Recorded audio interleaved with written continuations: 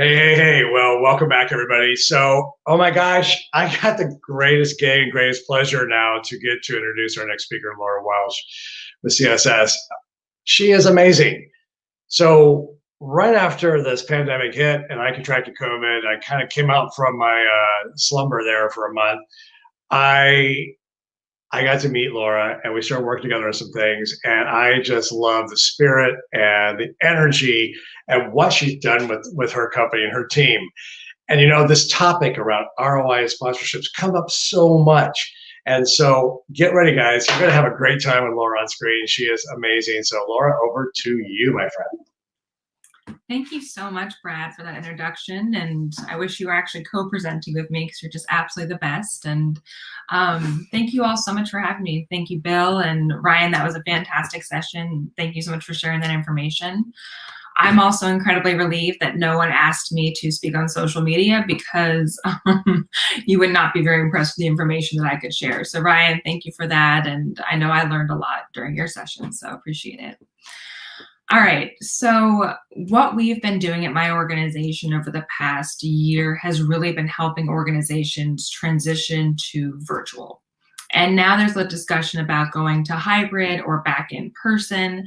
So what I wanted to do is talk, right now we're going into May, and I think a lot of us thought that we would be back in person at that point, or at this point, and a lot of people, as we know, are still canceling. There's a lot up in the air still. So if you're thinking about extending your virtual strategy, what I want to help you do is think about how to monetize, because a lot of people lost a lot of money last year, let's be completely honest. And what we were lucky to do, and I can advance my slides just real quick, was we executed over 175 virtual events, which was really exciting, but we got to see the good, the bad, the ugly. And then we also saw some clients that approached it in a really interesting way that was innovative. And I want to share what I learned from them, what we learned as an organization, and then also to share a little bit about my background. I started my career at PCMA. I was really, really lucky to work on webinars and their hybrid event, and also worked with the Virtual Edge Institute. Then I moved on to core apps and was on the mobile app side of things, as well as also like on-site event technology. And then for the past 6-7 years, I've been with a company called Conference Software Solutions. You probably know us as CSS. And we were all about networking and actually quantifying those business connections at in-person conferences. So when we had to pivot over to virtual, the core of our technology was really about connections, and then we added the education in. And it was kind of interesting because what it did was really give us fantastic ROI for some of the sponsors. So I want to share about how to develop programs and also talk a little bit about hybrid and in-person strategy as well. Some of our clients that we work with, Association for Corporate Growth, we work with American Express for years, AFI, as well as SEMA. All right, so this is kind of a different approach. I think a lot of times what I see in organizations being on the event planning side and working with event organizers for years is the events team decides to put on an event, and then the sponsorship team decides how to sell it, right? Like who to sell it to. But I think one of the things that every organization would really benefit from right now is to actually kind of almost flip the process. I know that a lot of organizations have changed their strategy, their approach, their focus. They may have rolled out new products. I mean, again, we were an in-person tech company before. Now we're facilitating a virtual event platform. So what you probably want to do first is start checking in. And I say no excuses, no more silos.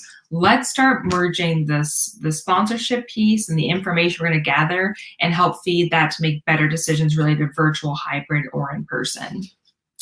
So mine's going to be a little bit more step by step, because I think that sometimes people just give you this big concept, or what you might be hearing from your senior leadership right now is go virtual, or we're going to do hybrid, or do in person, and they don't really kind of give you the steps to get there. And what I want to do is make sure that you're not missing out on these small tactics that you can do, so that you're making the right decisions, not just kind of who the loudest person in the room is. So the first thing I always like to do is your sponsorship team, they often are salespeople. They often have relationships with your sponsors and your exhibitors. So I recommend sitting down with your sponsorship team, the people who have those relationships, and putting together a short questionnaire. Things like, has anything about your organization changed over the past, 18 months? Have you guys rolled out new products? Are you looking for our membership or our organization more for just general awareness? Example would be, we have hosted buyer technology in my company. If you've never heard of us before, and I don't really know your audience very well, and I don't know who the people I should approach are, then it makes more sense for me to have more brand awareness than necessarily have one introduction where I don't know if they're a good fit and they don't know anything about me.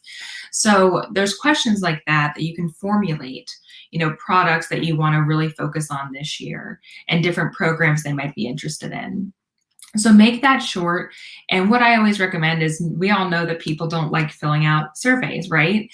Get your sponsorship team to dedicate a couple of days to call up some of the top sponsors, right? And what I always think of is, go with your existing, go with your potentials, and then go with your ones that you've lost. You have no idea where every organization sits. And we all know there's been so much change over the past, 18 months at this point. I guess it's a year, it feels like 10, but look at that list and then again, get your questions all set. And what I recommend doing is actually setting up like a Google form.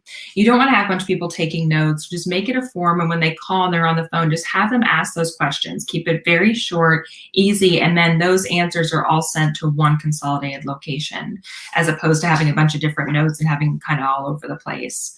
Very short, very concise. And the last question you want to really ask, and again, this does feed to the virtual concept, is every organization has a different travel policy. Due to insurance and liability, some organizations aren't actually allowing people to travel. So by asking that question and also asking, are you personally comfortable with traveling? I know some people, they've left, the ban from the organization, but the specific individual might have a compromised individual at home or just isn't open to it yet. So asking that question will also help inform, okay, this person's not going to be traveling until January 2022. They would be great for some of our virtual programs over the next 3 quarters. That way you know ahead of time. And then if you're getting a bunch of pushback from, your leadership, then you can say, yeah, that would be great if we could do it in person. But if we do it in person, these top 3 sponsors that we want to participate in actually won't be able to attend. So how are we going to be able to, provide value for them? Again, understand the organizational goals and their products, I think is also really critical. And I think that's important in a lot of different ways, whether it's virtual or in person, because if an organization right now is building and they're trying to just get their name out there, that's very different than also they might offer a wide range of products. So if you're Walmart, let's say, and a person comes in, you can really offer them a wide range of anything. You don't need to know so much about that person because there's so many different products you offer. In that scenario, they can deal with a wide range, right? And I would still see a lot of value if I was an exhibitor or sponsor, if I had such a wide range that almost every attendee would be a good match for me. There are other organizations that have a very niche product or something where they have a very, very targeted audience. And you want to know that ahead of time because those people might be really good for a very small curated VIP program. The general public, that might not be the best match for them, or the general audience. And what we want to focus on is truly ROI. So the more information you have and understanding how the programs need to vary based off of that organization is really important. All right, so the first part, I call this research. And again, this is going to be actually asking your sponsors. And I don't want to keep hearing, oh, well, the membership team, does this, or, the events team is here. Break down those silos, get together and have a conversation. Whether you're virtual or you're in person, get a conversation going. That's the next part, is set a meeting. So if you're in person, I recommend, obviously socially distance, but get a big whiteboard, be in a room, and start writing ideas down. And what you might start seeing is themes. You might start seeing, okay, these larger companies, they might have more strict virtual, travel, bans right now. They're going to be a really good match. And we have these 6 different companies here, and you can kind of start seeing the trends and visualize it better when it's on a board. So you can break this stuff down by revenue, so how much revenue they represent for your organization. If it's one that you've lost before, maybe why did you lose them? Oh, because it was they didn't see enough ROI for the in-person. Okay, well, maybe we can do a VIP virtual program for this group, and we can start building it out now. But what you really want to do is you want to take the information the sponsors and your exhibitors and the real revenue drivers provided, and then you want to map that out into a plan. I think right now people are feeling very, very overwhelmed because there's just so much to do, right? Everyone had to pivot really quick to virtual last year, and now you're trying to pivot to hybrid or pivot to in-person, and you're hearing all these different opinions, and you're dealing with insurance and legality and liability, and it's really, really overwhelming. But really what you want to do is, from a sponsorship and exhibitor point of view, start mapping out what they want and figure out creative ways to deliver. And the next part is, bring everyone in and start brainstorming. Think about creative approaches. So many people said, oh, well, it has to be an exhibit hall. And what I always think about is the exhibit hall was really the mechanism, right, for that introduction and that to meet people. It's trying to draw people in that you may not have met before and leads and get those conversations going. In the virtual setting, what you have to think about is how can you engage people in the right way? And I've seen some technology out there, and there's nothing wrong with it, but you'll ask the exhibitor to actually just sit in front of their computer the whole entire day and hope someone walks into their virtual booth where then they have to type. So you've asked someone to give up their whole entire day. You haven't given them actually any type of indication of how many people will come in, and they have to be constantly sitting right here, right? That's very difficult to get a positive feedback from that exhibitor. So what you really want to be doing is making curated experiences. And the next part too is actually finding the attendees to participate. So first off, we figured out what the sponsors are asking for and where they are in their organizations. Second step is with you, the organization, for the events team, for the sponsorship team, for education, all to come together and think about creative ways to deliver on those needs of those sponsors. Then the next step is finding the appropriate audience. So I always have a hard time with this sometimes when I talk to organizations, and people don't really like filling out surveys. I haven't talked to many organizations that have said, oh my gosh, we are so happy with our survey results. Everyone does it. But what you could do is focus on some of your top VIPs. That might be firms. And again, you can ask questions from the sponsors of saying, are there any organizations or specific titles or that type of thing that you go after in terms of your sales approach. Find that in your CRM, find that in your data, and start to focus in on those individuals. Ask them that question too, as I mentioned before. Are they willing to travel? One of my bigger concerns about hybrid events as we go forward is if I'm one of the top exhibitors, and I was so excited to meet with Bill at this one event, and Bill's actually attending virtually and I'm in person, and I don't get that connection, then I just discounted the value of actually attending even though he was there virtually. So you want to make sure that you're pairing these people appropriately, you're asking the right questions. And again, willingness to travel and ability to travel. People have kids at home still, there's a lot going on. So checking in on an individual basis for the top people you think would be a good fit for these programs is so critical. The other thing that I think people keep forgetting is actually engaging people from a human aspect. And I say that with the sense of we all get so many emails every day, and it's really easy to ignore an email from an organization. But when Brad reaches out, or Rachel will reach out, or Ryan, and they say, hey, this is what I need from you. You're humanizing that connection. You're making it so there's some accountability there. And then you're also making the person realize it's personal, right? It's not just something spam on some random list. And the expectation is that I would engage with that. I think that's one of the things that we've really learned from virtual programs. The ones that are best attended and have the most ROI for the exhibitors are really ones that are focused on actually having the event organizer, the person who has those relationships with both sides of the equation, reach out, pick up the phone, call them, send something in the mail, make it so that it's more than just an email that's going out, an email from just a random company. Use that relationship to kind of guide these people and make sure they're in the right programs, ones that make sense for the sponsor, and ones where they're actually going to show up. And again, I can't tell you enough, break down the data from the sponsors, break down the attendee from the attendees, and actually dive in and take a look and figure out how to mirror those. Because what we're seeing from a lot of our organizations is that they might not be doing one annual meeting, they might be doing a variety. And they might say, okay, before you were sponsored our annual meeting and you just did one event with us, and it was X amount of revenue, we realize now that there's not going to be many people at this annual meeting. So what we're going to do is we're going to put this over a range of meetings or 4 or 5 different engagements. So what I want to do now is just share a couple examples of things that I think have gone really well, and some learnings that we've kind of gone through. And Brad and I have some good stories around that.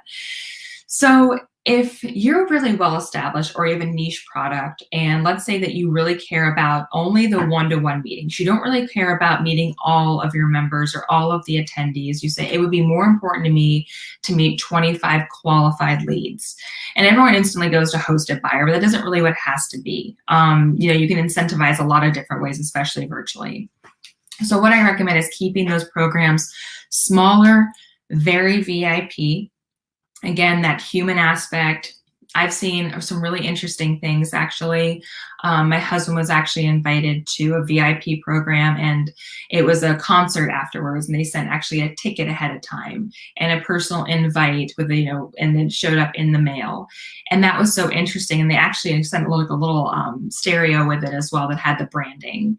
So you have these kind of reminders, but it feels like you're actually attending something.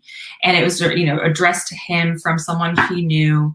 It was a, hey, you're excited, invited to this super VIP program. This ticket is non-transferable. And it gives you that really VIP feel to it.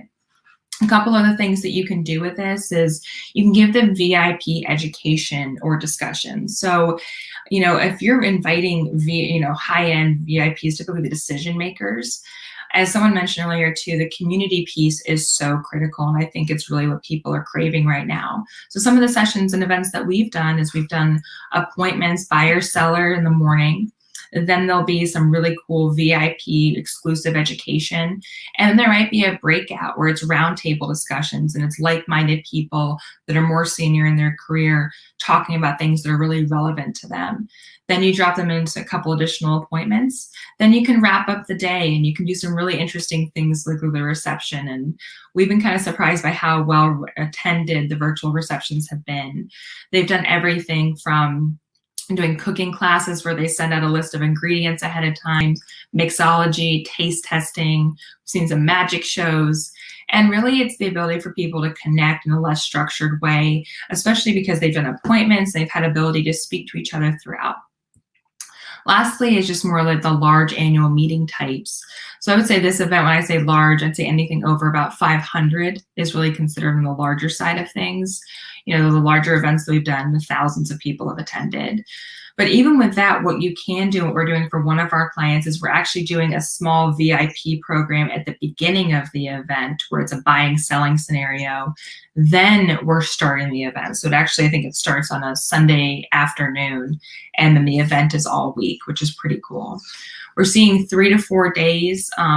If anything past that point, especially if your exhibitors are a big piece of any of the long exhibit hours, it becomes really draining and they actually have a negative experience with that, right? Because they're kind of sitting.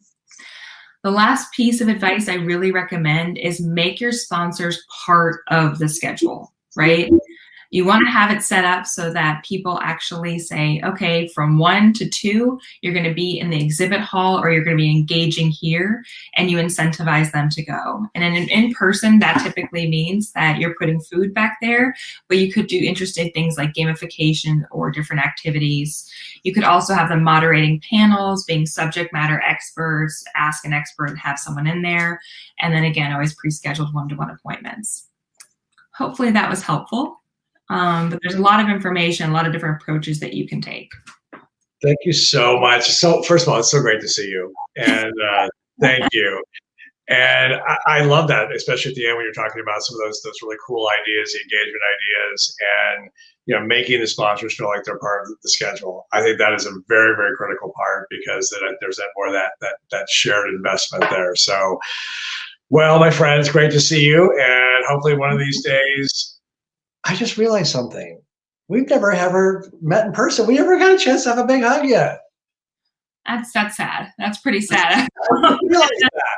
I We've just feel gone. like I really have because we've done so much together. Group And hug. I know. have some work. Well, yeah, we both moved during. Actually, all three of us have moved during quarantine, and Yeah. I'm just really looking forward to seeing everyone in person again. But I want to make sure that we're all making enough money at that point too, as these organizations, so that we can see each other again in the future. But anyway, thank you all so much for having me, and it's always a pleasure. Thank you so much. Thank you, Laura. Thank you, Laura. Gosh, I mean, so much to think about here. I mean, what some incredible nuggets, and I'm starting to see some really creative things coming out, and I feel like again that analogy of we're building the plane while we're flying it. I think it's really taking off now in this area. And I saw something really cool recently, and this is for definitely for more of an intimate audience, but they actually had this thing called Birds of a Feather, and you would think you're going to go in and and each individual exhibitor sponsored one of these talks. This is for strictly virtual. And there was a room that was Schitt's Creek. There was a room that was binge watching. There was a room with chocolate lovers.